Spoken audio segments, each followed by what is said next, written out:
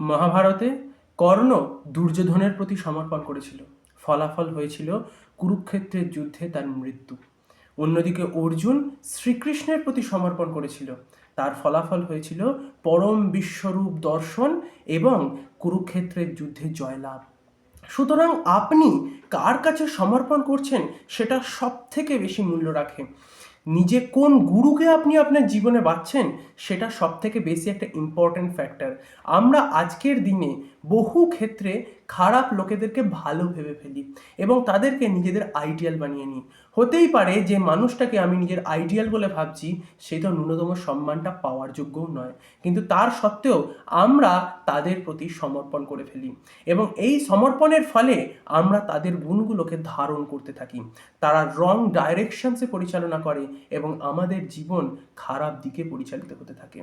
এই সময়ে যদি কোনো ভালো মানুষ এসে আমাদেরকে সঠিক ডাইরেকশনসও দেখায়, তার সত্ত্বেও আমরা সেই ভালো ডাইরেকশনসটাকে খারাপ ভেবে যে ডাইরেকশনস আমাদেরকে দেখাতে আসছে তার ওপর আমরা আক্রমণ করবার কথা চিন্তা করি। আজকের যুগে টেরোরিজমের সব থেকে বড় কারণ কি এটা নয়? এই যে টেরোরিজম যেটা চলছে আজকের এই সমাজে, যে টেরোরিস্ট অর্গানাইজেশনসটা আজকে আমাদের এই পুরো বিশ্বজগতে চলছে, সেটা চলবার সব থেকে বড় কারণ এরা খুব খারাপ মানুষগুলোর প্রতি সমর্পণ করে রেখেছে। এরা এমন কিছু কিছু মানুষের প্রতি সমর্পণ করে রেখেছে, কয়েকটি নির্দিষ্ট ধর্মগোষ্ঠীর ব্যক্তি, যারা কোথাও না কোথাও, এরা কোনো ধর্মগোষ্ঠীর ব্যক্তি নয়, মানে এরা এক প্রকার নিজেকে ভাবে আমরা একটা ধর্মগোষ্ঠীর ব্যক্তি, কিন্তু আদপে এদের মতো মূর্খ গোটা পৃথিবীতে আর দ্বিতীয় কেউ হয় না। এরা এমনই ব্যক্তিত্ব যাদের নিজস্ব বুদ্ধি, নিজস্ব বিবেক বলে কিছুই নেই। এরা সমর্পণ এমন মানুষের সামনে করে যে মানুষগুলো পুরো জগৎ সংসারকেই শত্রু রূপে দেখে এবং নিজেদের সংখ্যা বাড়ানোর মতো এক ধরনের খারাপ ভাবনাকে সাধারণ মানুষের ভেতরে ফ্লো করানোর চেষ্টা করে। কোথাও কোথাও জোর করে এইভাবেও টেরোরিজম চালানো হয় এবং কোথাও কোথাও সাধারণ মানুষই টেরোরিস্টদের কাছে সমর্পণ করে তাদেরকে নিজের আইডিয়াল বানিয়ে। সুতরাং এই যে সমাজে আমরা কাদের প্রতি সমর্পণ করছি সেটা সব থেকে বেশি মূল্য রাখে। তো আজকের এই আলোচনায় আমি স্পেশালি বলতে চলেছি সমর্পণ কি বিষয়, সমর্পণ কার প্রতি করা উচিত এবং আলটিমেট সমর্পণ আমাদের কার প্রতি থাকা উচিত। তো এই ভিডিওতে যারা যারা আপনারা নতুন এসেছেন এবং নতুন দেখছেন তারা অবশ্যই আমার চ্যানেলটিকে সাবস্ক্রাইব করবেন এবং এই ভিডিওটিকে দেখার পরে সকলকে শেয়ার করবেন। তো শুরু করা যাক আজকের এই ভিডিও।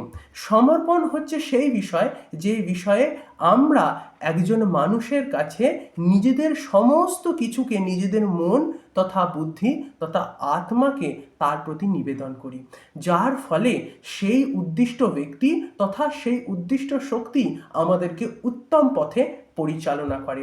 কিন্তু যখন আমরা আমাদের এই সমর্পণটা খারাপ মানুষদেরকে করে থাকি, তখন তারা আমাদেরকে মিসইউজ করে, আমাদেরকে নষ্টভ্রষ্ট করে দিয়ে সর্বস্ব হরণ করে নেয় এবং আমাদেরকে জগৎ সংসারের সব থেকে বড় ভিলেনে পরিণত করে।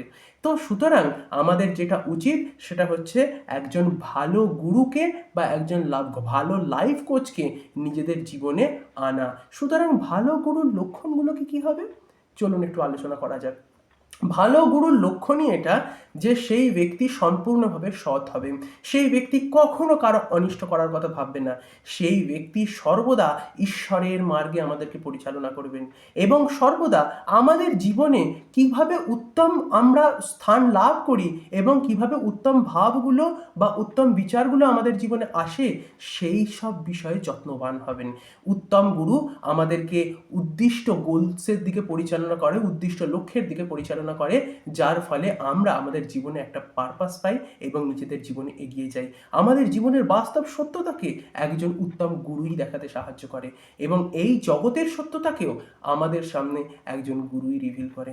গুরু সে নয় যে আমাদেরকে কুসংস্কারের দিকে ঠেলে দেয়, গুরু সে যে আমাদেরকে সমস্ত অজ্ঞান অন্ধকার থেকে সরিয়ে জ্ঞানের আলো দেখায়, গুরু সে যে সমস্ত অন্ধকারকে মোচন করে আমাদের মনে অবস্থিত সমস্ত অবসাদ এবং দুশ্চিন্তাকে ধ্বংস করে দিয়ে আমাদের ভেতরে জ্ঞানের সঞ্চার করে। জ্ঞানের সঞ্চার করবার ফলে আমাদের ভেতরে বিবেকের উদ্গম হয়। যখন আমাদের ভেতরে বিবেক উৎপন্ন হয় তখন আমাদের ভেতরে শুদ্ধ চেতনা বা শুদ্ধ সত্যভাব আসে, যার ফলে আমরা এই জগৎ সংসারে উৎকৃষ্ট কার্য করতে থাকি এবং পরমাত্মার প্রতি একভাবে নিষ্ঠার সঙ্গে সমর্পণ করতে পারি। অন্যদিকে যখন আমরা কোনো খারাপ মানুষের সমর্পণ করি তখন পুরো জীবনটা শুধু সমাজের অন্ধকারের দিকেই সমাজকে আমরা ঠেলতে থাকি। সুতরাং এই সকল গুণগুলো যেগুলো একজন সদ্গুরুর থাকা উচিত, যেগুলো আমি বললাম, সেই ধরনের মানুষকে যদি আপনারা জীবনে পান তো কখনো ছাড়বেন না, তার প্রতি সমর্পণ করুন, আপনার জীবন উৎকৃষ্ট স্থানে প্রতিষ্ঠিত হবেই। এবার রইল সমর্পণ।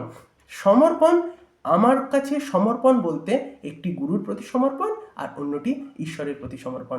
গুরু ব্রহ্মা, গুরু বিষ্ণু, গুরু দেব মহেশ্বরা, গুরু সাক্ষাৎ পরম ব্রহ্মা, তস্মৈ শ্রী গুরুবে নমঃ। অর্থাৎ গুরুই সাক্ষাৎ শিব, বিষ্ণু এবং ব্রহ্মা।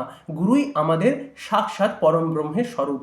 গুরু আমাদের পরম ব্রহ্মের রিপ্রেজেন্টেটিভ, মানে আমাদের জীবনের যে লাইফ কোচ, তিনি সাক্ষাৎ ঈশ্বরেরই রিপ্রেজেন্টেটিভ। সুতরাং তার সম্পূর্ণভাবে তাকে ঈশ্বরের রিপ্রেজেন্টেটিভ মনে করে তার প্রতি আমাদের সম্মানটা একজন ঈশ্বরের মতোই থাকা উচিত। মানে একজন ঈশ্বরকে যে সম্মানটা আমরা প্রদান করি, আমাদেরও উচিত গুরুকে সেই ঈশ্বর জ্ঞান করে তাকেও সেই সম্মানটা প্রদান করা।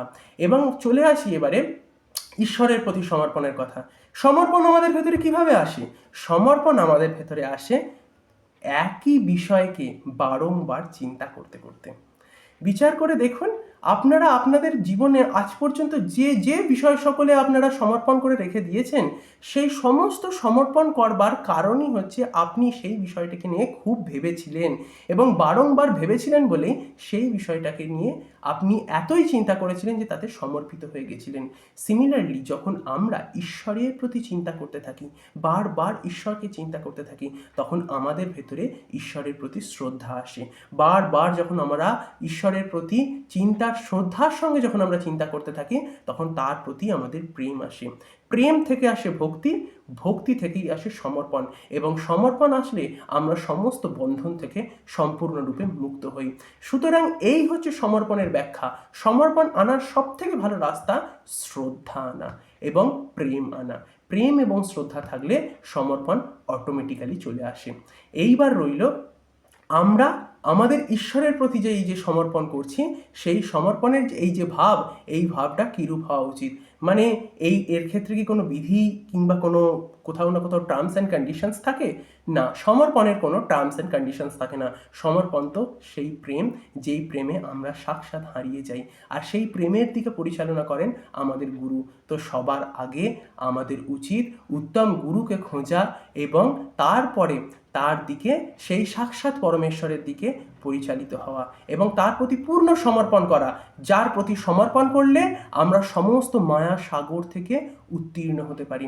এই সমর্পণের ফলেই আমরা আমাদের জীবনে অবস্থিত সকল প্রকারের বন্ধন থেকে মুক্ত হয়ে যাই। ছোট ছোট বিষয়ে যখন আমরা ঘাবড়ে যাই তখন একটাই কারণে আমরা ঘাবড়াই, তার কারণ হচ্ছে আমরা সেই সকল সমস্যাগুলোকে বুঝেই উঠতে পারি না। বেশিরভাগ সমস্যা আসে বারংবার পদার্থিক জগতের বিষয় চিন্তা এবং নিকৃষ্ট কামনা থেকে। সুতরাং এই কামনা থেকে মুক্ত হয়ে পরমেশ্বরের প্রতি যদি আমরা সমর্পণ করি, আমরা তাহলে সমস্ত মায়া সাগরকে অতিক্রম করে পরমাত্মার কাছে অগ্রসর হতে পারি। সুতরাং আমাদের জীবনে যেটা সব থেকে বড় প্রয়োজন সেটা হচ্ছে সমর্পণ। এই সমর্পণকে নিজের জীবনে ধারণ করুন এবং নিজের জীবনকে উত্তম দিশায় পরিচালিত করুন। আজকের মতো এইটুকুই। যদি ভিডিওটি ভালো লেগে থাকে অবশ্যই সকল ভক্তদেরকে যারা ঈশ্বরের প্রতি সমর্পিত তাদের প্রত্যেককে এই ভিডিওটিকে শেয়ার করবেন। আমার সঙ্গে অবস্থান করবার জন্য আপনাদেরকে প্রেমপূর্বক হৃদয়ের অভ্যন্তর থেকে অনেক অনেক ধন্যবাদ। রাম রাম।